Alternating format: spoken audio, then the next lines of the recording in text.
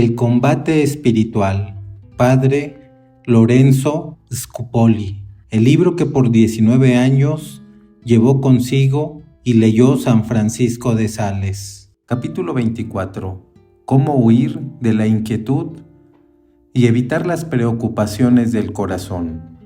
Cuando los enemigos del alma no logran que una persona viva cometiendo pecados graves, por lo menos tratan de que viva llena de inquietudes y preocupándose por mil cosas. Y es necesario recordar que cuando se pierde la paz del corazón, hay que hacer todos los esfuerzos posibles para recobrarla y tratar de que nada en el mundo logre obtener que vivamos llenos de inquietudes o de afanes. Tenemos que considerar como dichas para nosotros aquellas palabras que fueron dichas en tiempos del profeta Elías. El Señor no está en la conmoción y agitación, y hacer a nuestra alma el reproche que Marta le hizo a Jesús: por muchas cosas te afanas y una sola es necesaria, arrepentimiento pero no remordimiento. Cuando cometemos faltas debemos sentir una suave tristeza de haber ofendido a un Dios tan bueno y que ha sido tan generoso para con nosotros, sentir hacia nuestra alma manchada y derrotada la misma conmiseración que tendríamos hacia una persona que estimamos mucho y que vemos que ha caído en faltas y pecados. Pero el arrepentimiento ha de ser colmado sin exageradas inquietudes ni falta de ánimo, porque esto último ya no sería arrepentimiento o contrición verdadera por haber ofendido a Dios, sino remordimiento o disgusto porque nos fue mal pecando. Paciencia en las contrariedades. La paciencia, según Santo Tomás, es la virtud por la cual ante la presencia del mal no nos dejamos vencer por la tristeza o el disgusto. Jesús puso como condición para seguirlo el llevar con paciencia la cruz de sufrimiento de cada día, y estos nunca faltarán a nadie. Unas veces será una enfermedad, otras una grave situación económica o un accidente o la muerte de un ser querido o una persona que nos trata sin caridad o con dureza o humillándonos, o un oficio que es cansón y desagradecido, o viajes molestos o situaciones imprevistas que acaban con todos nuestros planes, etc. 3 actitudes. Ante estas contrariedades, podemos tomar una de estas 3 actitudes. La primera, la de Jesús en el huerto de los olivos. Clamar: Padre, si no es posible que se aleje de mí este cáliz de amargura, que se haga tu santa voluntad. Esta actitud trae paz en la tierra y premios inmensos en el cielo, y como a Jesús, el Padre nos enviará un ángel a consolarnos. Segunda actitud, la de los antiguos estoicos. Aguantar los males sin inmutarse por el solo gusto de hacer ver que el mal no logra conmoverlo ni contrariarlo. Esta actitud admira a la gente, pero por faltarle el detalle de ofrecerlo todo por amor a Dios, se les puede quedar sin mucho premio para el cielo. Tercera actitud, la de los renegados. Sufren maldiciendo y renegando. De ellos dice el Apocalipsis, que los sufrimientos que les llegan no les aprovechan para volverse mejores y pagar sus pecados, sino que los vuelven peores y más maldicientes. Ejemplo clásico es el del mal ladrón que, aún sufriendo en la cruz, todavía se burlaba de Jesús en vez de pedirle perdón y ofrecerle sus sufrimientos, todo lo contrario de lo que hizo su compañero, que aprovechó aquellos tormentos para ofrecerlos a Cristo y obtener que se lo llevara esa misma tarde al paraíso. ¿Por qué permitirá Dios que suframos? El sufrimiento que nos llega no es una venganza de Dios. Él es demasiado grande para dedicarse a vengarse de unos gorgojos tan pequeños como somos nosotros. Por cada falta impone una sanción, pero no como venganza, sino por estricta justicia. Los sufrimientos que nos llegan no significan que Dios no está escuchando, ni que está disgustado con nosotros. No, los padecimientos los permite Él, para que le vayamos pagando las deudas que le tenemos por tantas faltas que hemos cometido, y para que con ellos nos ganemos grandes premios para el cielo. Prever lo que va a suceder, para no estallar en impaciencia cuando llegan las contrariedades. Es conveniente acostumbrarse a prever qué dificultades se nos van a presentar durante el día, que en un viaje que vamos a hacer se nos van a presentar demoras muy aburridoras, pues si las hemos previsto, cuando lleguen ya, no nos irritarán tanto porque nos habíamos preparado para aguantarlas, y así tendremos menos inquietud. Recordar que todo se convierte en bien. Convenzámonos que las contrariedades y dificultades que se nos presentan no son en realidad males, sino ocasión de conseguir bienes para el alma y para la eternidad. Puede ser que los fines por los cuales Dios permite que estos sufrimientos nos lleguen permanezcan ocultos y desconocidos para nosotros, pero podemos estar seguros de que al final de nuestra vida, al llegar a la eternidad, podremos repetir lo que les dijo José en Egipto a sus hermanos, que lo habían vendido como esclavos. Fue Dios el que permitió esto, que pareciera un gran mal, y lo permitió porque de ello iba a resultar un gran bien. Recordar esto libra de muchas inquietudes. Tratemos de estar siempre alegres. La tristeza hace un gran daño al corazón y no es de ningún provecho para el alma, y ella proviene casi siempre de que recordamos las pocas cosas desagradables que nos han sucedido y nos olvidamos de las muchísimas cosas agradables y provechosas que Dios ha permitido que nos sucedan. A los enemigos de nuestra santidad les conviene que vivamos tristes porque la tristeza apaga el entusiasmo y quita ánimo para obrar el bien. Pero vivir triste, si no es porque se padece alguna enfermedad que produce tristeza, y entonces hay que tratar de curar con medicamentos esa enfermedad, porque puede llevar a otros males muy graves y dañosos. Vivir triste es una ingratitud para con Dios, porque cada hecho desagradable o dañoso que nos suceda, nos llegan 10 o más hechos agradables y provechosos. ¿Por qué dedicarme a mirar con disgusto alguna pequeñita mancha negra de nuestra existencia, en vez de observar con alegría tantas cosas agradables que nos suceden cada día? Cuidado con los deseos exagerados o instantáneos. Otra de las trampas que produce inquietud en el alma es llenarse de deseos, planes exagerados y dedicarse a tratar de ponerlos en práctica rápidamente. Los orientales dicen que tanta mayor paz tiene una persona cuanto más sabe moderar sus deseos. Cuando nos llegue algún deseo o se nos ocurra un plan, pidamos al Espíritu Santo que nos ilumine, si esto viene de Dios y es para nuestro mayor bien. Ojalá logremos consultar también a alguna persona prudente y espiritual y luego tratemos de mortificar nuestra demasiada vivacidad que nos quiere llevar a tratar de poner en práctica ya inmediatamente lo que se nos ha ocurrido. Esa mortificación hace más perfecta y más agradable a Dios nuestra obra que si la hubiéramos hecho con precipitación y demasiada rapidez. Las gentes prudentes dejan fermentar poco a poco las ideas en su cerebro, las van cocinando con el fuego de la oración y el combustible que se llama pedir consejo a los que saben.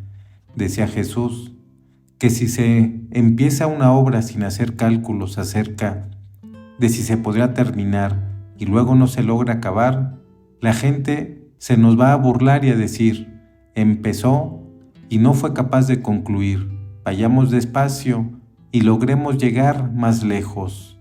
Cuidado con los recuerdos amargos.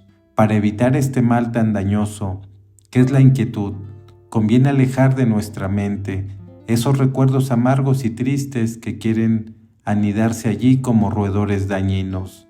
El vivir pensando en eso, lo que obtiene es que se grabe de tal manera en la mente que ya después no seremos capaces de alejarnos de allí, y son recuerdos que en vez de contribuir a volvernos mejores, lo que hacen es llenar el alma de vanas inquietudes y de inútiles amarguras. Que alguien nos humilló y nos atacó injustamente, pues con eso hizo crecer nuestra humildad y nos ejercitó en la paciencia. Que hemos cometido muchos y graves pecados en la vida pasada, pero ya los confesamos y le hemos pedido muchas veces a Dios que nos perdone. ¿Para qué seguirlos recordando? Más bien, sumerjámoslos en el océano inmenso de la bondad y de la misericordia de Dios, y así se cumplirá lo que prometió el profeta Miqueas. Tú, oh Dios, arrojarás al fondo del mar todos nuestros pecados, para no volver a recordar. ¿Para qué seguir atormentándonos con estos recuerdos de un pasado que ya por más que nos angustiemos, no podemos cambiar ni hacer que no haya sido así? Confiemos el pasado en manos de Dios y dediquémonos a vivir alegres y optimistas el presente, esforzándonos por agradarle con nuestro buen comportamiento. ¿Que tuvimos tremendas imprudencias que nos ocasionaron enormes pérdidas? Aprovechemos esta amarga experiencia para aprender lecciones para el futuro, pero no nos amarguemos llorando por la leche derramada, que con llorar no vamos a lograr recoger nada. Volvamos a empezar animosos, pues son muchas las personas que en una imprudencia perdieron los ahorros de toda su vida y luego con la ayuda de Dios lograron reponerse y volver a surgir. Pero si nos dejamos llevar por la preocupación y la depresión, acabaremos con nuestra salud nerviosa, acortaremos nuestra vida y con esos afanes nada lograremos remediar. San Pedro dice: coloquemos nuestras preocupaciones en manos de Dios, que Él se interesa por nosotros. Analicemos nuestros remordimientos. Si ellos nos llevan a confiar más en la divina misericordia de Dios, a pedirle perdón y a empezar una vida más virtuosa, a ser más humildes y más comprensivos con los demás, entonces sí son provechosos. Pero si solamente nos llenan de amargura y desánimo, rechacémoslo como venidos del mal espíritu, porque pueden ser sugestiones del enemigo para hacer que vivamos llenos de inútil inquietud. Cuando recordemos hechos dolorosos, analicemos si el recuerdo de estos hechos nos sirven para atacar nuestro orgullo y amor propio, que es el enemigo más temible que tenemos.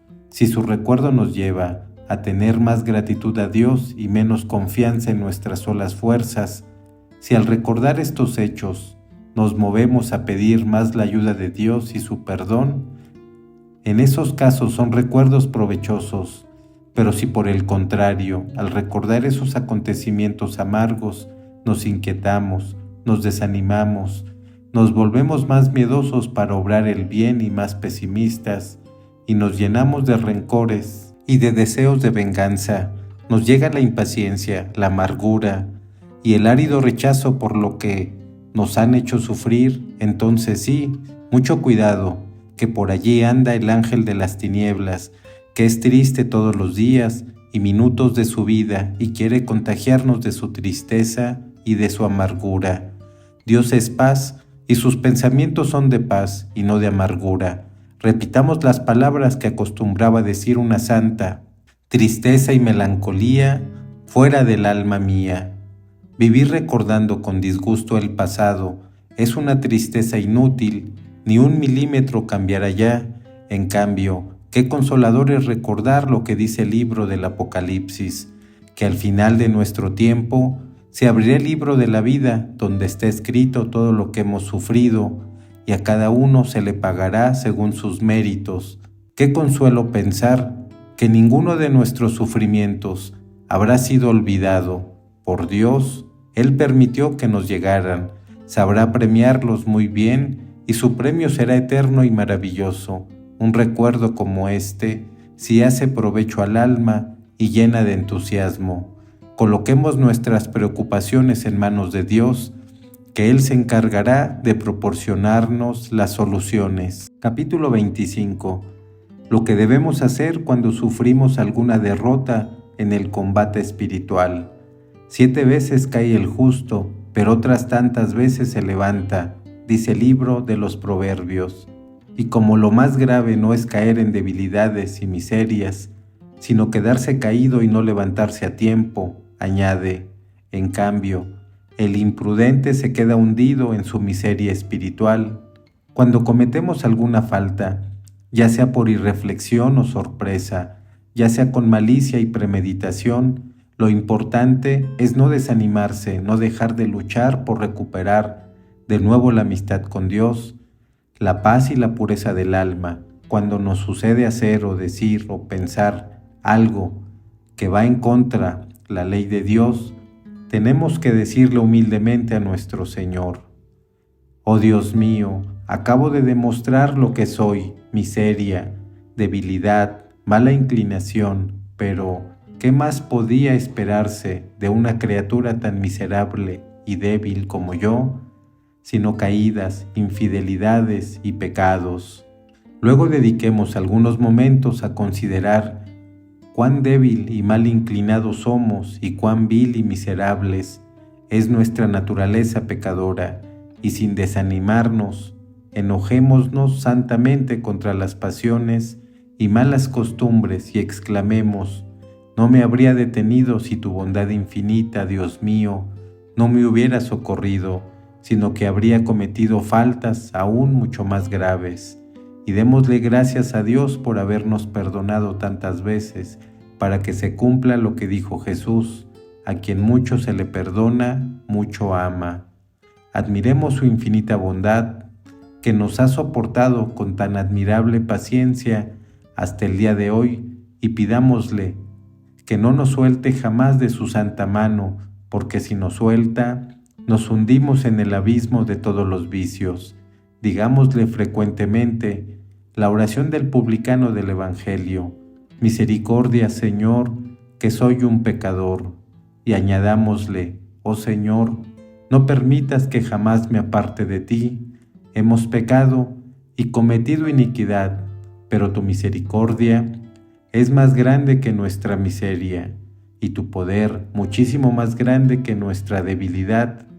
No te fijes en la infidelidad, sino en el deseo que tenemos de recobrar tu divina amistad, algo que no conviene. No nos detengamos a pensar si Dios nos habrá perdonado o no. Esto nos puede traer inquietud y pérdida de tiempo.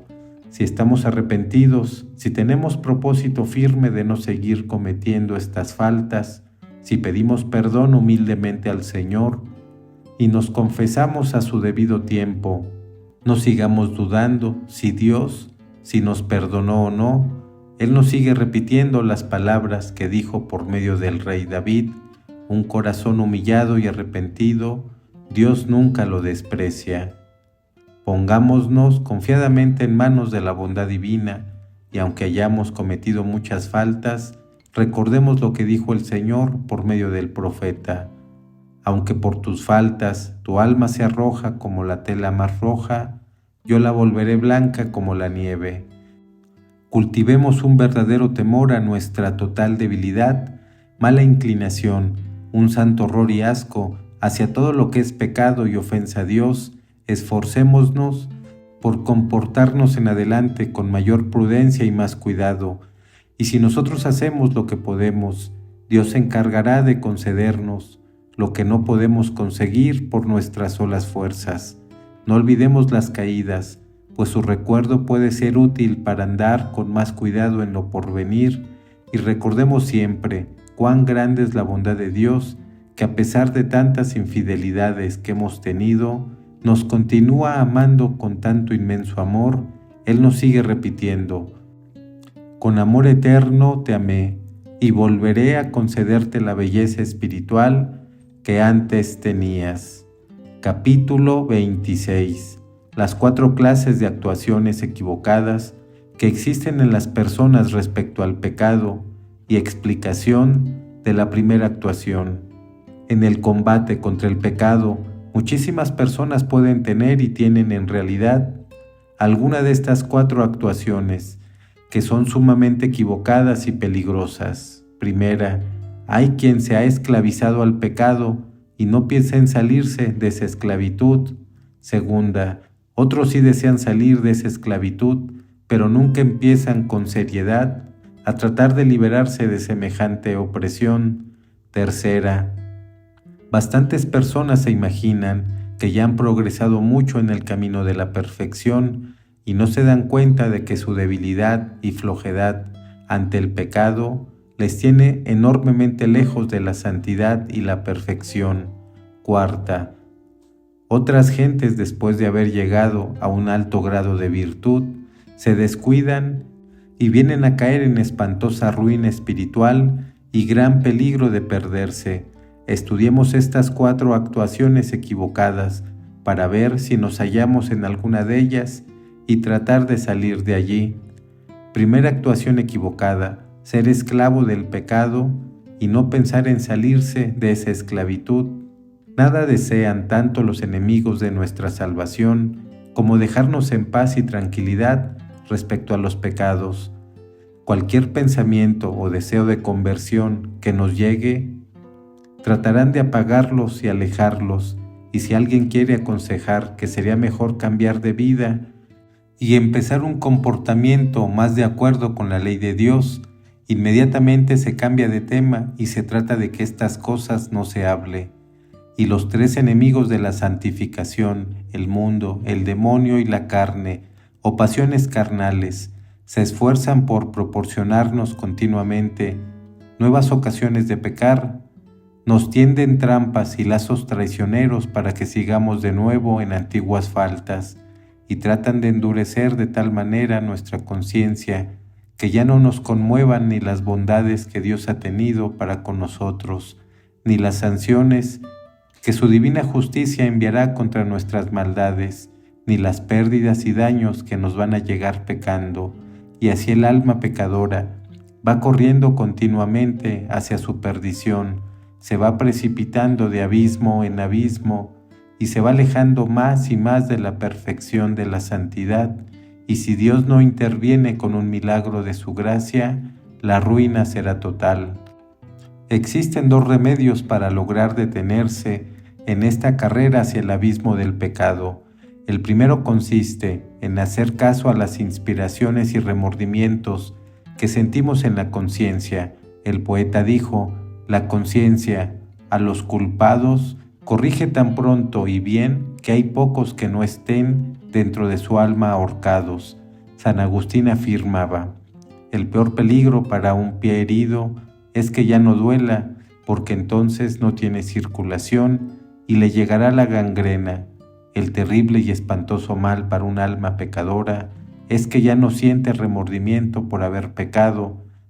Si no lo siente, estará irremediablemente perdida, pero si la conciencia le remuerde y le hace caso a su conciencia, todavía tiene esperanza de enmienda y salvación. El segundo remedio es clamar mucho a Dios, pidiendo su ayuda y su perdón. Miremos el crucifijo y pidámosle que nos dé verdadera contrición de nuestras maldades. Elevemos la vista al cuadro de la Virgen María y a ella, que es un refugio de pecadores, digámosle: ven, Madre mía, en mi ayuda, que me están derrotando, y Dios cumplirá lo que prometió en el Apocalipsis. Echará gotas curativas en los ojos de tu alma, para que veas la fealdad de tus faltas, y las aborrezcas y las logres evitar. Tengo contra ti que has perdido tu fervor de antes. Date cuenta de dónde has caído, arrepiéntete y vuelve a la buena conducta. Si no te arrepentirás, iré y te quitaré del sitio importante donde estás. Capítulo 27. La segunda actuación equivocada: no empezar con seriedad a tratar de liberarse de la esclavitud del pecado. Muchos conocen el mal estado de su conciencia y hasta desean mejorar de comportamiento, pero se dejan engañar por una trampa sumamente peligrosa: dejar para más tarde el empezar a reformarse seriamente. Se les olvida que quien siempre dice más tarde termina por decir nunca jamás. Es necesario que se propongan no dejar para mañana hacer los esfuerzos que no quisieron hacer ayer, porque las excusas tramposas consisten en decir: voy a dedicarme primero a algunos asuntos que tengo entre manos y después sí veré cómo tratar de mejorar mi conducta. y el después se les convierte en nunca. El Señor más tarde a Antígono, rey de Macedonia, lo llamaba el Señor más tarde, porque siempre que le pedía un favor, respondía con esa frasecita, más tarde, y después se quedaba sin conceder los favores que le habían pedido. El mundo está llenito de hombres y mujeres que podían adoptar un segundo apellido después de aquel con el que la gente lo conoce, y su segundo apellido podría ser más tarde, porque eso es lo que afirman siempre que una voz en el alma les propone. Empiece a comportarse mejor, conviértase, comience una vida de virtud y de fervor y santidad. Los campesinos repiten un refrán que dice: el que guarda para luego, guarda para el perro, que es como afirmar: dejar para más tarde es dejar por perdido lo que se debería hacer ahora. Hoy es mi día. Los psicólogos recomiendan proponerse un lema muy provechoso: hoy es mi día. Si voy a empezar a tener un trato amable, ¿por qué no empezar desde hoy mismo? ¿Para qué dejar para después? ¿Voy a empezar a callar lo que no debo decir? ¿Desde cuándo? ¿Desde mañana? ¿Y por qué no desde hoy mismo? Quiero dominar mis ojos para que no se vayan tras lo que no conviene a mi alma. Desde la semana entrante, ¿y no sería mejor desde ahora mismo? ¿Quién me asegura que el mañana llegará para mí? El apóstol Santiago dice: no digan mañana haré tal o cual cosa, porque no sabemos si el mañana llegará para nosotros. Deseo hacer alguna pequeña penitencia por mis pecados y por la salvación de las almas. Muy bien, pero lo mejor será empezar desde hoy mismo, no sea que mañana ya no tenga deseo o voluntad de hacerla. Cada uno de nosotros debería repetir lo que un pecador respondió a un santo predicador que le preguntó: ¿y usted cuándo quiere convertir? Y el otro respondió: me quiero convertir hoy mismo. Señor, que yo vea. Cuando algún ciego deseaba que Jesús le quitara su terrible ceguera, le gritaba: Señor, que yo vea. Algo semejante deberíamos suplicarle muchas veces también nosotros: Señor, que yo vea. ¿Qué es lo que en mí debo corregir y cómo corregirlo? Y recordar nuestra terrible debilidad y flojedad para ser capaces de atacar al mal, repetir a Dios las palabras que en la Santa Biblia dijo el héroe Balac: si vienes conmigo, iré al combate; si no vienes, no me atrevo. Ahora empiezo. Los maestros de espíritu recomiendan a sus discípulos decirse a sí mismo de vez en cuando: ahora empiezo, desde hoy mismo quiero cambiar, no voy a dejar para más tarde los esfuerzos que hasta ahora no he querido hacer. El infierno está lleno de buenos propósitos. Los santos padres de la antigüedad repetían un refrán: el infierno está empedrado de buenos propósitos, para significar que muchos se perdieron porque aunque se propusieron enmendarse, nunca se arriesgaron a empezar en serio a hacerlo. Hoy podríamos exclamar: el número de los fracasados está lleno de gentes que sí hicieron propósitos de ser mejores, pero nunca empezaron a cumplirlos. ¿No estará mi alma entre el número de los que no se han arriesgado a empezar ya desde ahora mismo a luchar decididamente contra la esclavitud del pecado? Si lo está, tengo que lanzar desde ahora mi grito de independencia y empezar a luchar contra tan terrible opresor. Hoy, si escuchamos la voz de Dios, quien nos llama a la conversión, no endurezcamos nuestro corazón, ni dejemos para más tarde el convertirnos. Capítulo 28. La tercera actuación equivocada: imaginarse que ya se está cerca de la santidad cuando se está enormemente lejos de ella.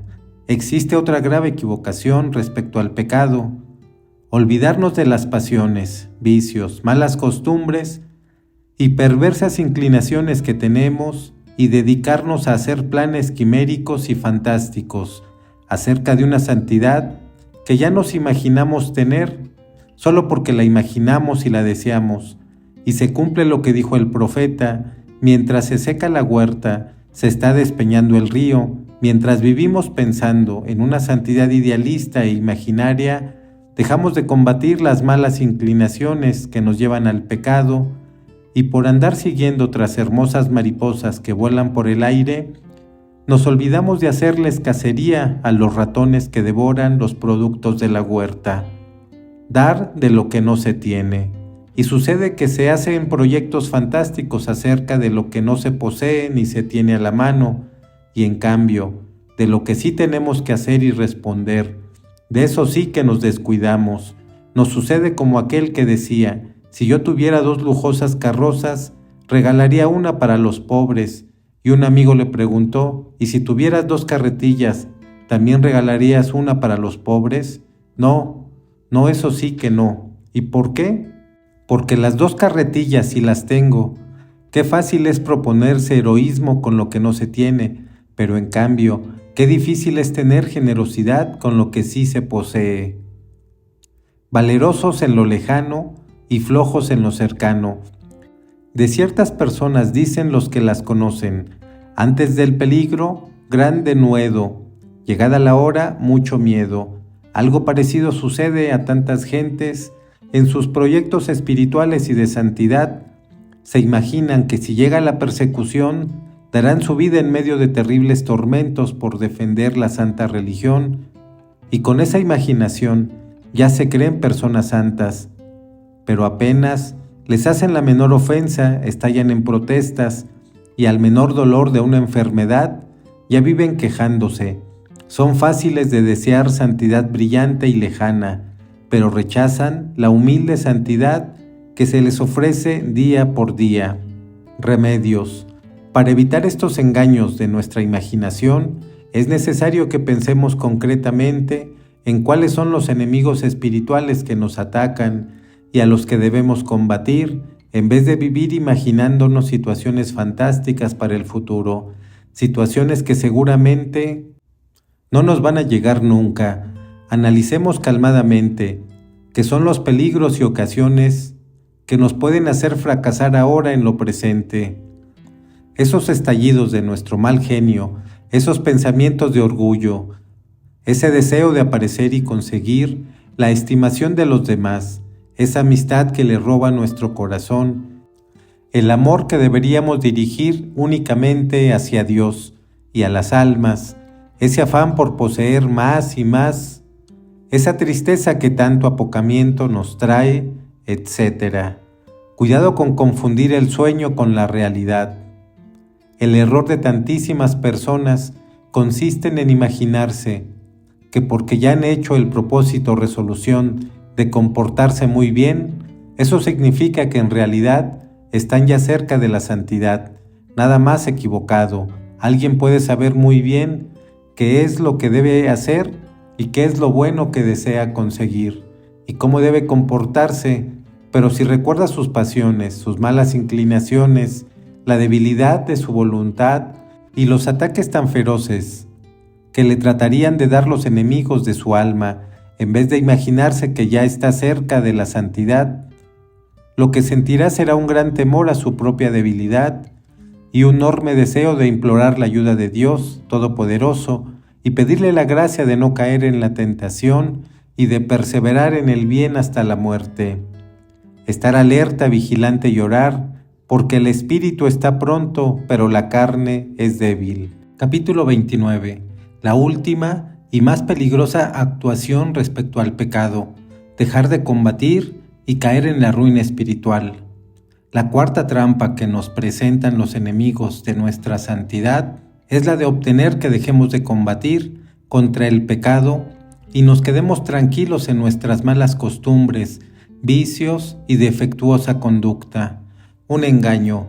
Si alguien sufre de impaciencia y de mal genio a causa de las enfermedades que le llegan, existe el peligro de que se dedique a pensar cuántas mayores obras buenas haría si tuviera perfecta salud y cuánto mejor podría servir a Dios y al prójimo si estas dolencias se fueran. Y así, en vez de luchar contra la impaciencia y el mal genio, lo que está haciendo es apoyar su rebeldía interior y fomentar su disgusto contra lo que sufre, y se inquieta y se aflige, y se impacienta porque su salud no es perfecta, y en lugar de luchar contra la impaciencia, lo que está haciendo es alimentarla y fortalecerla, considerando su enfermedad como un impedimento para realizar buenas obras, como si Dios tuviera tanta necesidad de las obras buenas que nosotros vamos a realizar, y se imagina que a causa de la enfermedad, su progreso en la virtud se detiene, siendo que lo que sucede es todo lo contrario. Si sufre con paciencia y por amor de Dios sus dolencias, y en lugar de entablar una lucha contra el vicio del mal genio y de la impaciencia, lo que le sucede es que cae insensiblemente en estos dos grandes defectos y se deja vencer por ellos. Un remedio. Cuando nos llegan estas imaginaciones de que si nos curamos de las dolencias que sufrimos, vamos a servir mejor a nuestro Señor, pensemos que probablemente no va a ser así, pues cuando ya la salud sea completa, nuestros sentimientos de piedad y de fervor van a ser probablemente mucho menos fuertes que los que teníamos mientras estábamos sufriendo. Por eso, un santo le dijo a una enferma que suplicaba le diera una bendición para curarse de una larga y dolorosa enfermedad. Si se cura, nunca será santa, pero si sigue sufriendo, podrá alcanzar un alto grado de perfección en la tierra y un maravilloso grado de gloria en el cielo. Ella aceptó con gusto seguir sufriendo, y en verdad que llegó a tener una admirable santidad. Es que hay gente que en plena salud no se santifica, pero en dolencias y enfermedades sí adquiere un notable grado de fervor, y si todavía nos sigue llegando la inquietud de que en perfecta salud haríamos más obras buenas, pensemos que probablemente Dios en su sabiduría ha determinado que no seamos nosotros quienes hagamos esas buenas obras, y en cambio, con nuestros sufrimientos, le ganemos la conversión de muchos pecadores y la salvación de numerosas almas, y obtengamos el perdón de los propios pecados. Cuidado con la tristeza. Existe un pecado que si nos descuidamos y dejamos de combatirlo, va a anidar en nuestro corazón y nos va a hacer enorme mal. Es la tristeza. El libro santo dice: la tristeza no sirve para nada y solo daños trae a la persona. Es necesario que no dejemos jamás de combatir contra la mala inclinación que tenemos de entristecernos por lo que no es pecado ni ofende a Dios. Así, por ejemplo, cuando alguien se enferma, empieza a entristecerse por las molestias que le causan a quienes le atienden, pero cuando se mejora, ya no se acuerda de esas caridades que le hicieron. Lo que le entristecía era su orgullo. Otros se dejan llevar por la tristeza, diciendo que esos sufrimientos le están llegando como castigo de sus pecados, pero cuando recobre su salud, ya verán que tan poquito arrepentimiento siente por las maldades de su vida. Su tristeza no provenía de arrepentimiento, sino de impaciencia. ¿Cuántos hay que suspiran de tristeza porque no tienen mayores riquezas para dedicarse a hacer muchas obras de caridad? Pero si las tuvieran, tampoco harían tales obras. Es pues muy peligroso dejar de combatir contra la tristeza y dejarse vencer por esa pésima inclinación a vivir tristes. Y lo mismo hay que afirmar de cualquier otro vicio o pecado. Si aceptamos de Dios los bienes, ¿por qué no aceptar también los males?